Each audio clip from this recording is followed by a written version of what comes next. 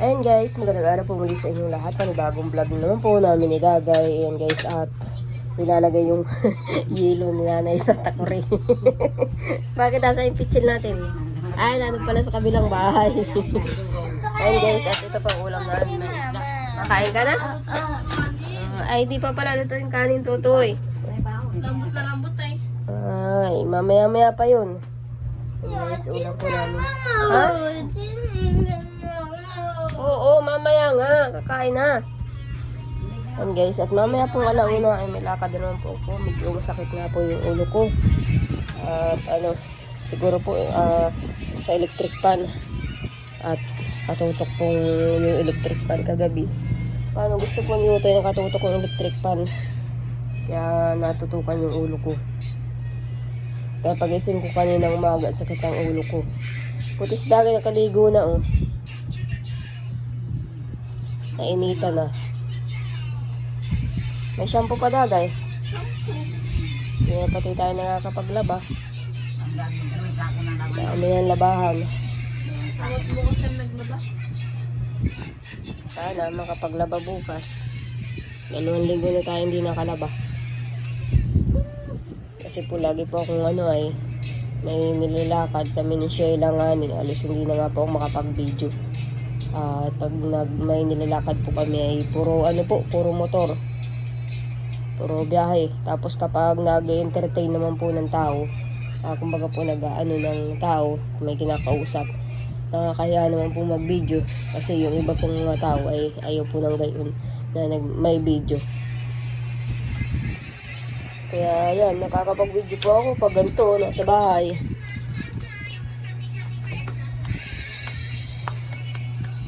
Ito, makain ka na? Oo. Ha? Kain ka na? Oo. Oo, biyag ako. Ayun guys, si Kurahaw po ay kasama ni Lolo niya, nag-uuling. Saka si Jason, si Larry, si Papa, si Jason, saka si Kurahaw. Ay makailang sako kaya si Kurahaw? Sabi ko nga kay Kurahaw ay, yan, mag-uuling ka na lang. Pero kakausapin ko pa rin po si Kurahaw kung ano pong niya. At kung ayaw po niya dito sa school na pinasukan niya, na binuli siya, ay kung gusto niya, ay di malipat po ng ibang school. Kaya lang kung medyo malayo-layo nga lang, doon po sa dating pinasukan ni Dagay na pinag-transferan, at naalala niyo po yun nung elementary pa si Dagay, ay binuli din siya. Ngayon naman, si Kurahaw naman, kaya ayaw nang pumasok. Kaya kakausapin ko po si Kurahaw kung papasok po siya ngayong taon, lilipat po siya doon sa dating pinasukan po ni Dagay. Kakausapin ko po si Kurahaw. Ay, ikaw Dagay, mapasok ka pa? Ha? Mapasok ka? Ha? Bakit awan? Bakit wala ka pa nga natututunan? Hindi mo naiintindihan yung mga turo.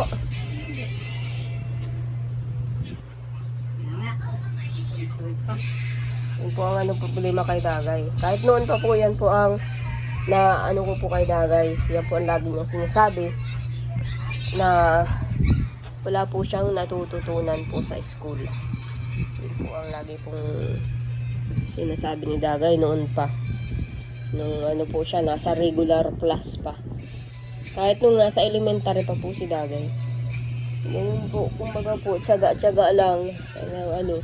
Kaya lang ngayon po ay medyo mataas-taas na po yung mga leksyon, mga itinuturo. Ay parang, ganun nga, sinasabi po ni Dagay na hindi niya, hindi nga po niya na natututunan yung mga pinag-aaralan. Kumbaga po ay wala po siyang naiintindihan.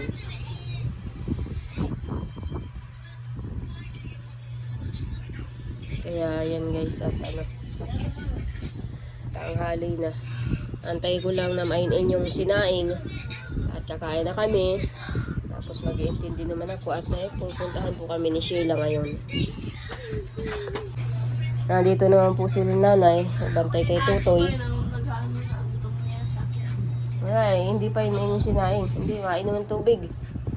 Ayan guys, at nandito naman po ako sa bayan para bumili po ng bigas. Ayan, kilo-kilo na lang muna po ang aking biniling bigas at wala pa po akong pambiling pero sako. Kaya ayan guys, at bili muna po ako ng bigas po namin. Kasama ko po si Tutoy at mamaya nga po ay may pupuntahan na po ako. Ayun guys.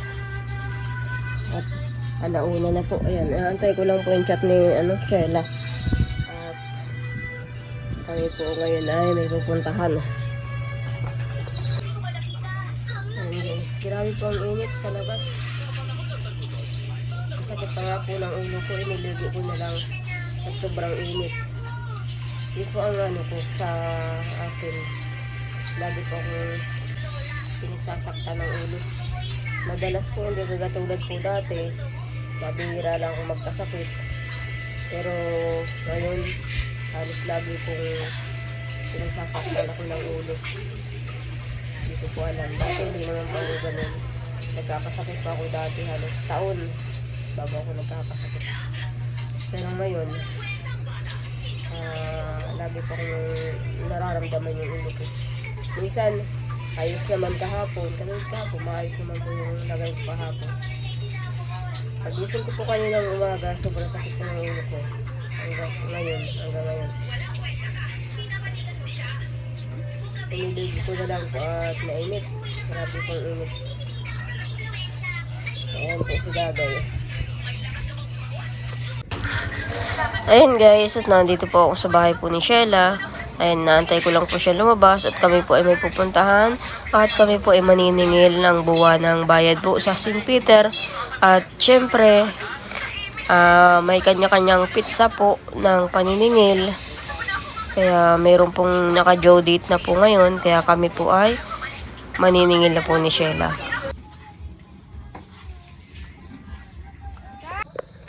Ayun guys, layo na po nang narating namin. Hindi na naman po ako nakapag-video. Ano?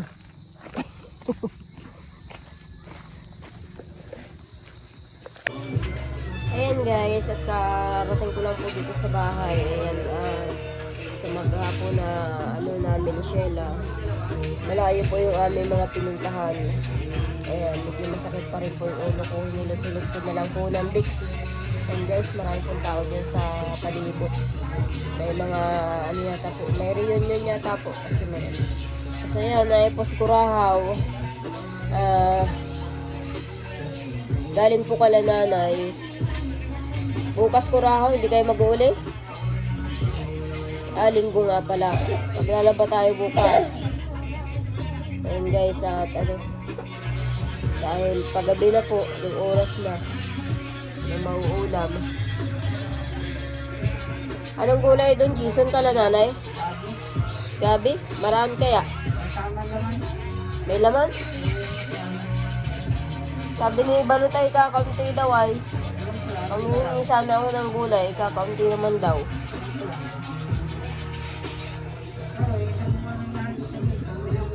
Ha? Isang buwan yun. Sinisipon po ako. Masakit sa ulo. Ayan guys, may tuktok po sa kapitbahay namin. Ayun ko kung copyright yung video ko ito.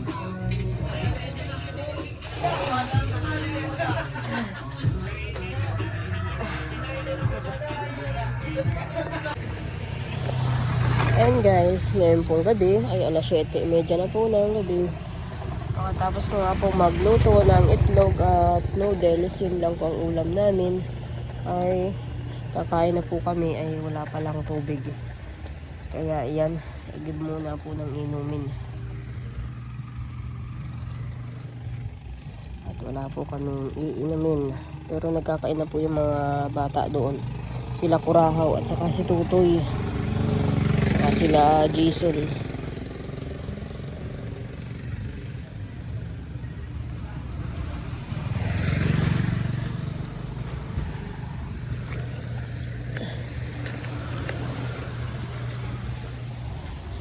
Ayan po na. Ayan guys, tapos na po kaming kumain. Buhugas na si Jason. Ayan guys. Daming tao po dyan sa labas.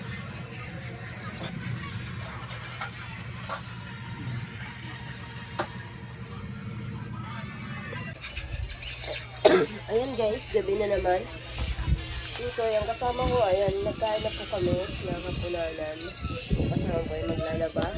Ayan, nagpabili po si Tutoy ng biskuit niya. Bukas po yung maglalaba, linggo. Tapos, alas 7 po ng gabi, bukas na po mag-contribute daw po kami. Hindi ko po alam kung ano pong gagawin. Yun. Ang dami ko pa naman labahan. Sigurado maghapon ako bukas. Tapos, pagdating ng alas 7 bukas na gabi.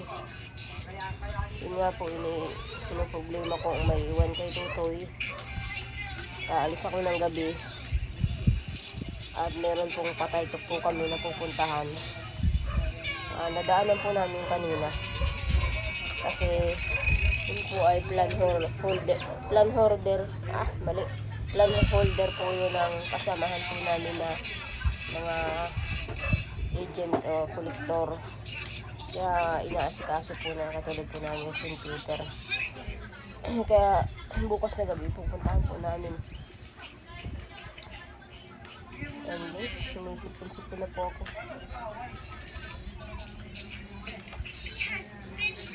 Si Dabay po, doon naman ka na namin tutulog. Kaya, may iwan ko po dito kay Tutoy. Si Ryan siguro. Kasi si Kurahaw at saka si Jason, bukas, doon po yung matulog ka na nanay. At kinaumagahan po ay mag-uuling sila.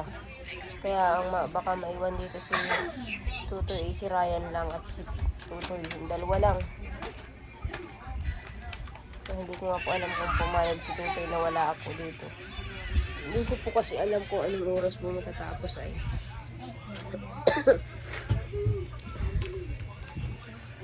And guys, ang ano po pala, mapagod. Mapagod po ang maging ganyan, pag-aasikaso sa St. Peter.